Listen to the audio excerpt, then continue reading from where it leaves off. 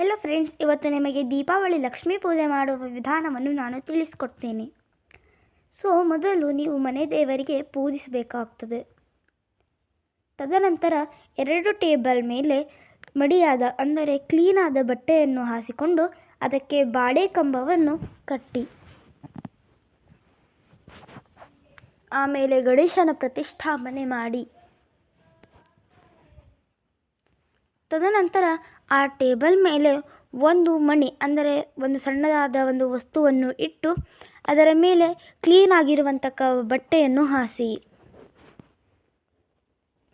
ಅದು ಆದಮೇಲೆ ಅದರ ಮೇಲೆ ಅಷ್ಟದಳ ಪದ್ಮ ರಂಗೋಲಿ, ಅರಿಶಿನ, ಕುಂಕುಮ ಹಾಗೂ ಅಕ್ಷತೆ ಕಾಳನ್ನು ಸ್ವಲ್ಪದ ಪ್ರಮಾಣದಲ್ಲಿ ಹಾಕಬೇಕಾಗ್ತದೆ.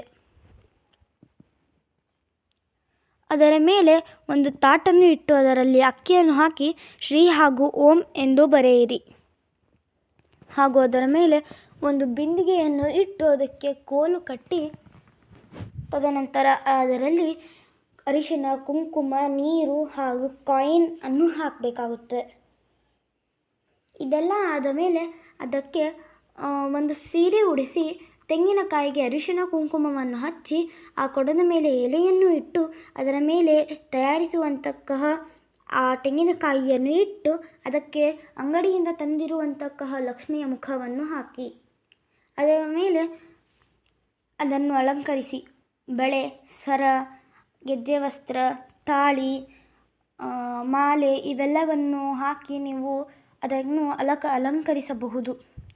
ಹಾಗೆ ಅದರ ಮೇಲೆ ಕಿವಿಯೋಲೆ, ಮೂಗುಬಟ್ಟು, ಸೊಂಟದ ಪಟ್ಟಿ, ಬೈತಾಲ್ಮಣಿ ನಿಮಗೆ ಬೇಕಾದ ಎಲ್ಲವನ್ನು ಹಾಕಿ ಅದಕ್ಕೆ ಅಲಂಕರಿಸಬಹುದು. ಆದರೆ ನೀವು ಉಪಯೋಗಿಸಿರುವಂತಹ ವಸ್ತುಗಳನ್ನೇ ಅದಕ್ಕೆ ಹಾಕಬಾರದು. ತದನಂತರ ಒಂದು ಕಡೆ ಕಾಯಿನ್ಗಳನ್ನು ನೀಟಾಗಿ ಅಲಂಕರಿಸಿ ಹಾಗೂ ನೋಟುಗಳನ್ನು ಸಹ ಚೆನ್ನಾಗಿ ಅಲಂಕರಿಸಿ, ಆಗ ಚೆನ್ನಾಗಿ ಕಾಣುತ್ತದೆ.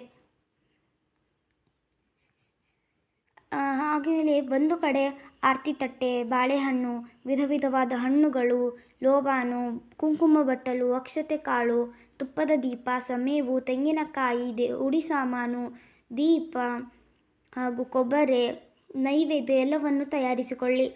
ಅದಾದಮೇಲೆ ಮನೆಗೆ ಬಂದವರಿಗೆ ಉಡಿ ತುಂಬಲು ಬೇಕಾಗಿರುವಂತಹ ವಸ್ತುಗಳನ್ನು ಸಹ ತಯಾರಿಸಿಕೊಂಡ ಮೇಲೆ ನಿಮ್ಮ ಮನೆಯ ಲಕ್ಷ್ಮಿ ತಯಾರಾಗಿದೆ.